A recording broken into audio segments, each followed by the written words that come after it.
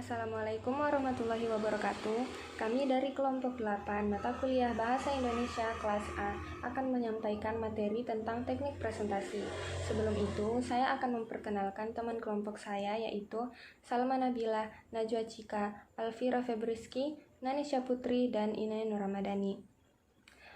Teknik presentasi yang akan kami bahas di sini mencakup beberapa poin, yaitu pengertian dan pondasi presentasi, unsur presentasi yang baik, alur presentasi, media presentasi hasil penelitian, visualisasi topik karya tulis, prinsip desain media presentasi, tahapan membuat media presentasi, membuat slide, membuat poster, persiapan dan membuka presentasi, dan yang terakhir adalah teknik presentasi ilmiah.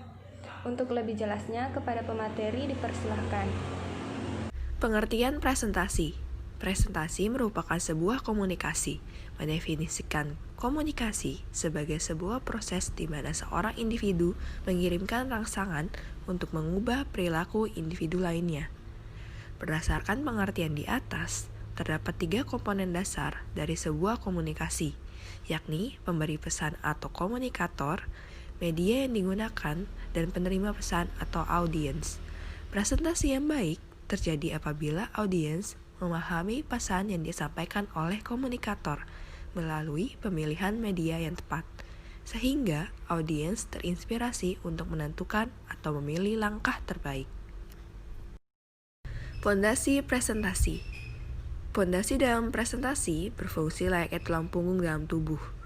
Pondasi dalam presentasi meliputi topik presentasi, tujuan presentasi, dan pengenalan audiens. Topik presentasi. Menentukan topik presentasi, Anda harus bisa menjawab pertanyaan berikut. Apakah saya menguasai topik ini? Apakah saya bersemangat pada topik ini? Siapa yang peduli pada topik ini? Hindari topik yang tidak Anda kuasai.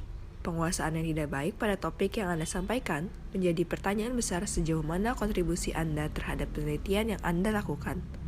Audiens akan mudah menilai diri Anda terhadap penelitian yang telah Anda lakukan. Tujuan presentasi. Tujuan presentasi ilmiah harus dipergunakan secara konsisten dari awal sampai akhir. Supaya audiens tidak bingung dengan maksud yang Anda ingin sampaikan, kriteria tujuan presentasi sebagai berikut. 1. Memberikan informasi. Presentasi ilmiah yang disajikan menyampaikan sebuah informasi yang layak disampaikan dengan adanya perkembangan baru perihal yang Anda teliti. 2. Mempengaruhi. Presentasi ilmiah Anda sajikan untuk mempengaruhi audiens pada cara tertentu yang lebih baik, supaya setelah mendapatkan presentasi dari Anda, audiens dapat dipengaruhi. 3. Memotivasi. Dengan hasil penelitian yang Anda lakukan akan memotivasi audiens untuk melakukan hal yang sama dan lebih baik. Di sisi lain adalah meyakinkan audiens bahwa membuat sesuatu itu tidak susah. 4. Menginspirasi. Penelitian yang hebat adalah yang menginspirasi audiens untuk melakukan kegiatan pengembangan penelitian, atau dengan kata lain, audiens merasa tergerak untuk melakukan hal yang lebih baik dengan metode yang baru dikenalinya. Mengenali audiens. Dalam mengenali audiens, Anda harus bisa menjawab pertanyaan berikut. Siapa mereka? Apa yang ingin mereka dengar? Di mana dan dalam situasi bagaimana presentasi yang saya lakukan? Mengenali audiens sangat penting untuk menyiapkan bahan-bahan yang akan disampaikan dalam presentasi Anda. Berikut pertanyaan yang dapat ditanyakan ke panitia untuk lebih mengenali audiens. 1. Siapa saja yang akan datang? Untuk mengetahui seorang atau sekelompok orang memiliki ketertarikan dan kepakaran yang sama atau tidak. Kedua, berapa jumlahnya? Untuk mengetahui posisi Anda bicara nanti, mendesain media supaya dapat dipastikan terbaca oleh semua orang. Ketiga, tingkat pendidikan untuk mengetahui pola berpikir audiens. Keempat, di mana presentasi akan dilakukan? Selanjutnya, saya akan menjelaskan mengenai unsur presentasi. Unsur presentasi terbagi menjadi 3, yakni konten yang baik, kedua desain yang baik, dan ketiga penyampaian konten yang baik. Pertama, konten yang baik untuk disampaikan dalam karya ilmiah adalah konten atau ide yang memiliki nilai lebih serta karakteristik yang unik. Singkat kata, konten atau ide yang baik adalah konten kekinian yang dapat menarik perhatian para audiens. Kemudian yang kedua adalah desain yang baik, yakni bagaimana seorang komunikator mampu menyajikan ide atau konten tadi dengan penggambaran atau visualisasi yang baik. Penggambaran yang baik tentunya perlu memiliki estetika. Kemudian relevansi objek itu penting juga. Relevansi objek di sini biasanya adalah bagaimana gambar yang disajikan itu dapat sesuai dengan pesan yang akan kita sampaikan. Kemudian pemilihan warna hingga harmonisasi penempatan teks dengan gambar tadi dalam suatu slide. Yang terakhir, penyampaian ide atau konten yang baik adalah dengan memperhatikan bahasa tubuh dan olah tubuh yang baik. Seperti cara berbicara yang baik, posisi tangan dan kaki yang baik, hingga cara berjalan atau posisi berdiri seorang komunikator. Selanjutnya adalah prinsip presentasi. Prinsip presentasi di sini terbagi menjadi 3. Yang pertama, menyampaikan kebenaran ilmiah. Kedua, menyampaikan kebenaran ilmiah melalui cerita. Yang ketiga, menyampaikan cerita melalui gambar. Menyampaikan kebenaran ilmiah, di mana pesan yang komunikator sampaikan dalam presentasi ilmiah harus ditunjang dengan 1. Sebuah data yang benar. Yang kedua, hasil pengukuran yang valid dan tidak mengambil dari hasil penelitian orang lain. Jadi, kebenaran yang ilmiah yang disajikan di sini harus benar-benar diyakini dari segi intelektual, kemudian keyakinan dalam hati, dan ditunjang dengan fakta data penelitian. Kemudian yang kedua, menyampaikan kebenaran ilmiah dengan cerita. Kebenaran ilmiah harus mampu kita sampaikan dengan baik melalui bercerita. Cerita yang dinilai baik adalah cerita yang terstruktur, tidak ambigu, serta jelas dan mudah dipahami. Di sini terdapat 4 alur cerita dalam presentasi. Yang pertama, presentasi yang mengubah informasi audiens, di mana komunikator menyampaikan sebuah laporan. Dan laporan yang hebat adalah laporan yang bersifat komprehensif dan mudah diingat oleh para audiens. Di sini biasanya terdapat dalam pertemuan tim penelitian, pertemuan laporan bulanan, atau pertemuan review penelitian. Yang kedua, presentasi yang mengubah kemampuan audiens, di mana komunikator menyampaikan sebuah data atau informasi. Melalui data atau informasi ini, maka kemampuan atau pengetahuan dari audiens akan berubah. Dan data atau informasi yang hebat adalah data yang mampu membuat para audiens lebih cepat menangkap informasi tersebut serta dapat menambah kemampuan mereka dengan lebih cepat. Contohnya dalam pertemuan ilmiah atau proses pembelajaran di kelas. Yang ketiga, presentasi yang mengubah tindakan atau cara audiens, di mana komunikator akan mengajak audiens untuk melakukan suatu tindakan tertentu. Tindakan di sini adalah ajakan untuk membuat suatu pemecahan masalah, dan tindakan yang dilakukan oleh komunikator yang dinilai hebat adalah tindakan yang mampu memberikan suatu pemecahan masalah yang tidak dapat disangkal. Contohnya dalam interview pekerjaan serta penawaran penjualan produk. Dan yang terakhir, presentasi yang mengubah keyakinan audiens, di mana komunikator mendramatisir suatu data atau informasi sehingga dapat mengubah keyakinan para audiens. Dan pendramatisiran yang hebat adalah ketika komunikator mampu menjadikan para audiens, menempatkan diri audiens tersebut seperti dalam suatu peristiwa tersebut. Dan yang terakhir adalah menyampaikan cerita dengan gambar. Penyampaian melalui gambar ini akan memudahkan para audiens memahami secara jelas presentasi ilmiah yang disampaikan oleh komunikator. Pola pikirnya pun mudah ditangkap serta dapat menghindari kebosanan. Dan di sini saya mengambil dari salah satu penulis, yakni Dan Room. Dia merumuskan seperti the blah blah matter. di mana pembicaraan atau sebuah presentasi yang baik, yang tidak membosankan adalah ketika pesan tersebut jelas, idenya pun simpel, dan tujuan dari adanya gambar tersebut adalah untuk memperjelas presentasi tadi, seperti itu. Selanjutnya adalah alur presentasi. Alur presentasi di sini terbagi menjadi 3, yakni ada pembuka, isi, dan penutup. Pembuka sendiri merupakan bagian yang paling penting, di mana pembuka menjadi kesan pertama bagi audiens untuk melanjutkan menyimak atau tidak. Kemudian, pembuka juga merupakan gambaran topik dan tujuan presentasi yang disajikan. Selanjutnya ada isi. Isi adalah bagian utama dari suatu presentasi, di mana komunikator menyampaikan ide atau konten dari karya ilmiah, yang berisi pendahuluan atau latar belakang, pemahaman akan suatu permasalahan, metode penelitian, hingga analisis. Dan yang terakhir adalah penutup. Penutup di sini adalah bagian akhir di mana komunikator akan menyampaikan kesimpulan serta pernyataan penutupnya. Selanjutnya adalah media presentasi hasil penelitian. Media presentasi hasil penelitian terbagi menjadi 2, yakni presentasi dengan oral. Yang kedua adalah presentasi dengan poster. Presentasi dengan oral adalah presentasi yang berisi latar belakang, metode, hasil utama dan data pendukung, serta kesimpulan.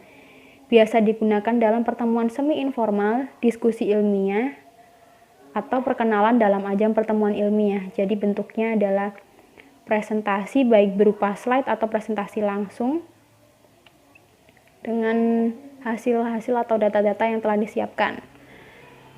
Kemudian presentasi dengan poster, di mana sebuah poster ini terdiri dari teks, tabel, gambar atau foto, dan alat bantu visual lainnya yang berkaitan dengan topik yang ditetapkan dengan teks terbatas dan informasi visual yang lebih dominan. Jadi gambarnya lebih banyak daripada teksnya. Biasanya berbentuk poster, banner, atau standing banner yang ditempatkan di ruang tertentu atau pertemuan khusus yang memamerkan hasil penelitian berbentuk poster atau banner. Selanjutnya, saya Nanisha Putri Paditya akan menjelaskan mengenai prinsip visual dan desain media presentasi. Yang pertama ada visualisasi topik karya tulis ilmiah. Jadi sejarah membuktikan komunikasi visual sudah dipakai sejak nenek moyang kita, seperti ditemukannya gambar di gua yang menceritakan atau menyampaikan pesan atau peristiwa.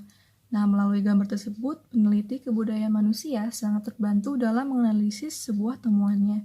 Jadi kita bisa lihat kalau visualisasi atau penggambaran apa yang ingin kita sampaikan sangat penting agar orang lain dapat mengerti.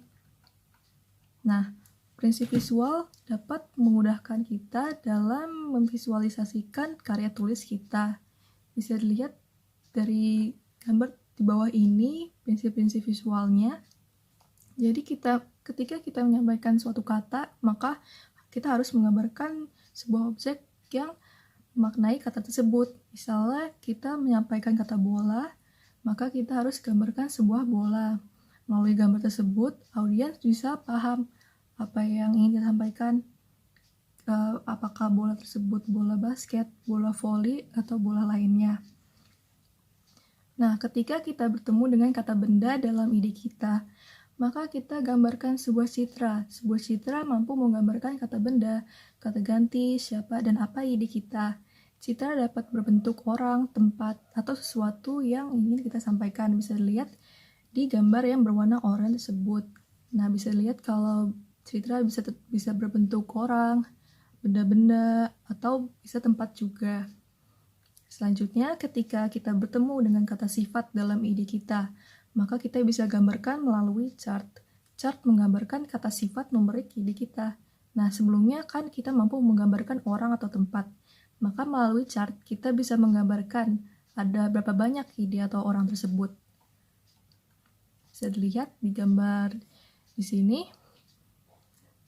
Nah, selanjutnya ketika kita bertemu dengan kata yang biasa terdapat di depan nomina, misalnya preposisi dari, dengan, di, dan ka dalam ide kita, maka kita bisa gambarkan sebuah peta.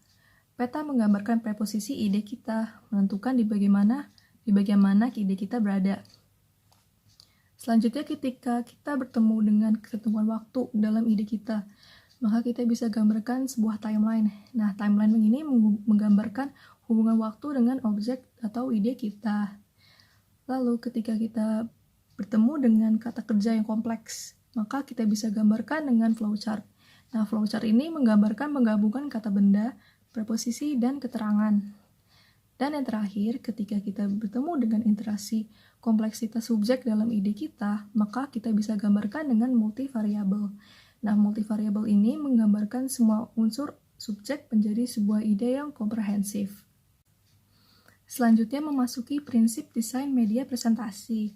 Nah, untuk memenuhi prinsip desain media presentasi yang baik, maka kita harus memperhatikan pemilihan tema atau template dengan baik dan benar, komposisi latar yang jelas dan tidak mengganggu, penentuan dan pemilihan teks dan citra dengan baik, pemilihan warna dengan baik sesuai kaidah, memanfaatkan tipografi dengan baik, dan menerapkan fungsi kontras dengan baik.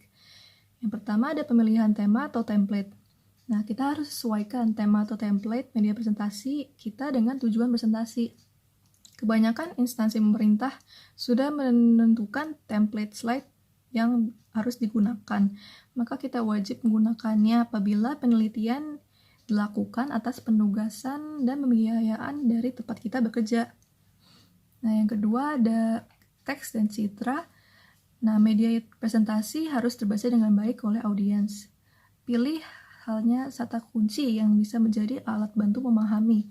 Jangan mencantumkan seluruh teks dalam media presentasi kita.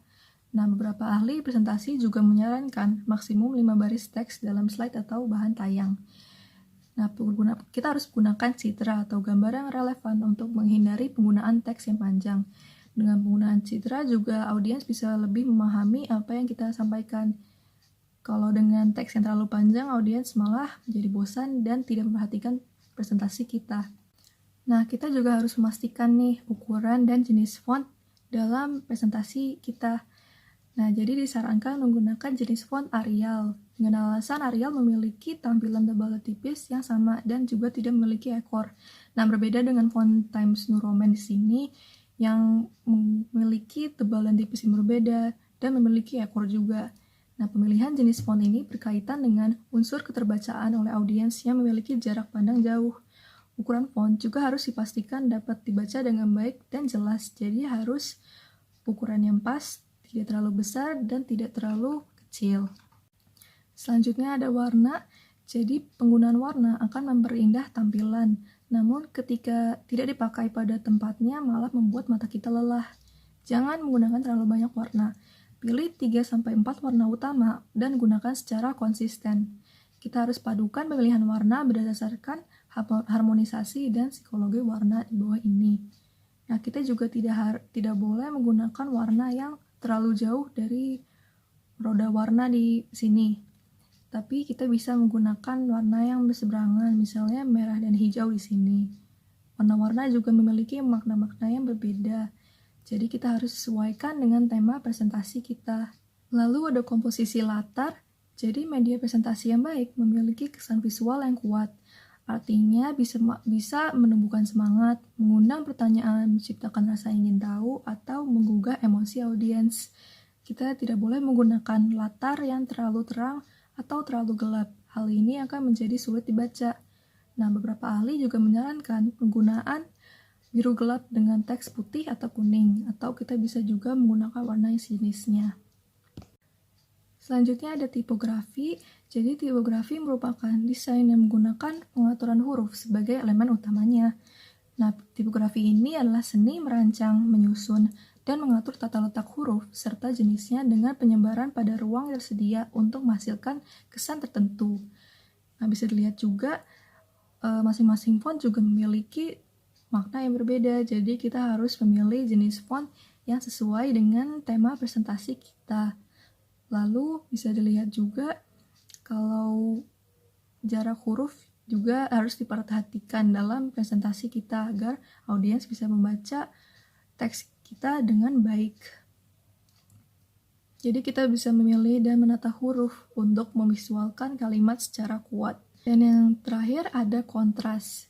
Jadi, media presentasi yang disajikan harus memiliki kontras yang baik, sehingga audiens dengan mudah bisa melihat, menentukan, dan memahami pesan yang disampaikan. Nah, fungsi kontras juga akan memudahkan audiens memperhatikan pada titik fokus tertentu dan menentukan urutan pesan yang disampaikan. Nah, contoh penggunaan prinsip kontras untuk slide adalah dengan penggunaan warna, jenis huruf, kombinasi huruf, dan ukuran. Bisa dilihat kalau untuk warna yang kontras dalam slide tersebut adalah warna kuning. Berarti pembawa materinya ingin kita melihat ke teks itu, ke kalimat itu untuk menjadi titik fokusnya.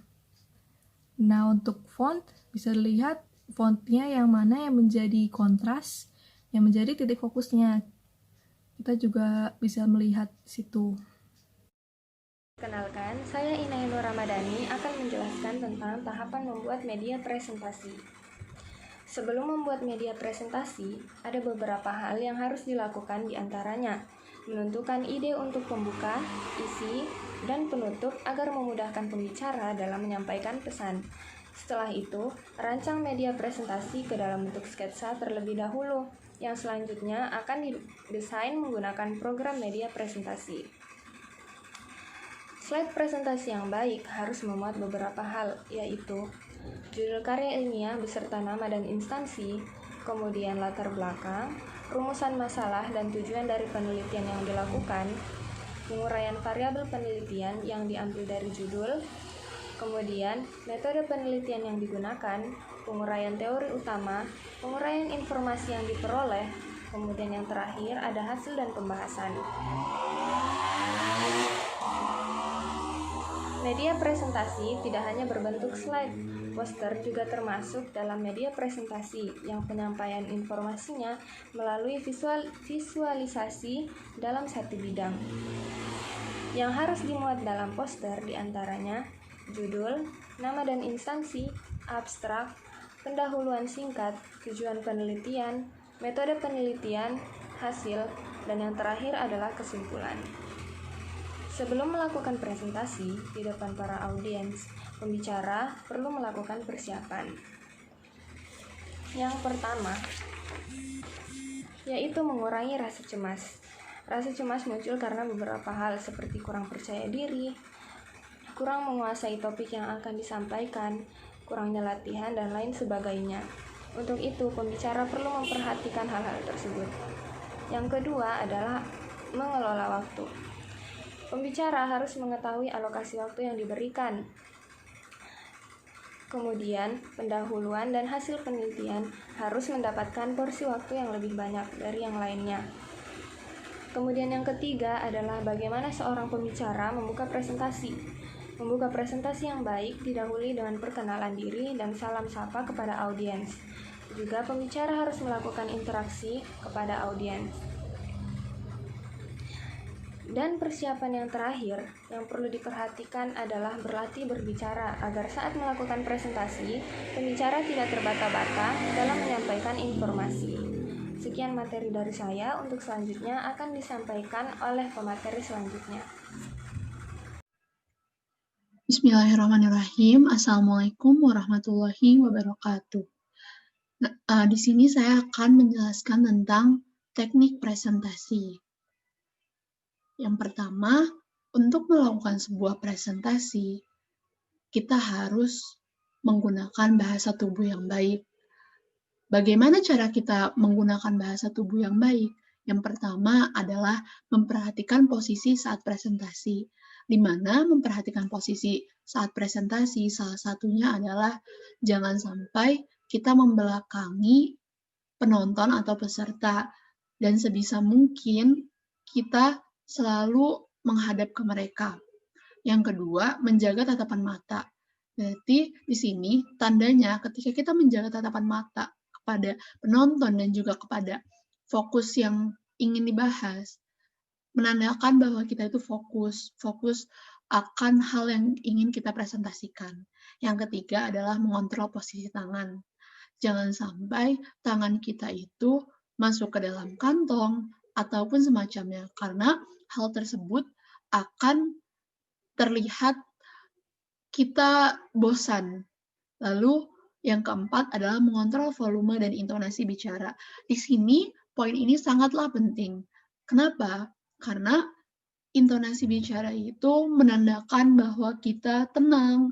Volume juga menandakan bahwa kita menyampaikannya dengan tenang. Jadi sebisa mungkin saat melakukan presentasi karya ilmiah, kita itu melakukan dengan volume yang sedang dan intonasi yang sesuai dengan pembawaan yang ingin kita sampaikan. Yang kelima adalah menjaga etika, di mana etika ini sangat penting di kehidupan kita. Jadi seharusnya kita mengawalinya dengan senyuman, jangan tegang, segala macam, dan tetap memperhatikan sopan dan santun.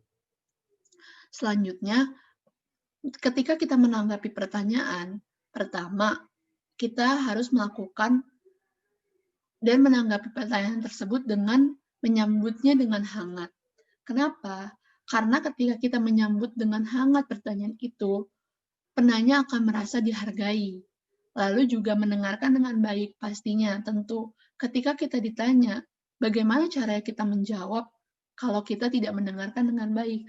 Maka dari itu, salah satu cara untuk menanggapi pertanyaan adalah mendengarkan dengan baik pertanyaan yang disampaikan oleh penanya.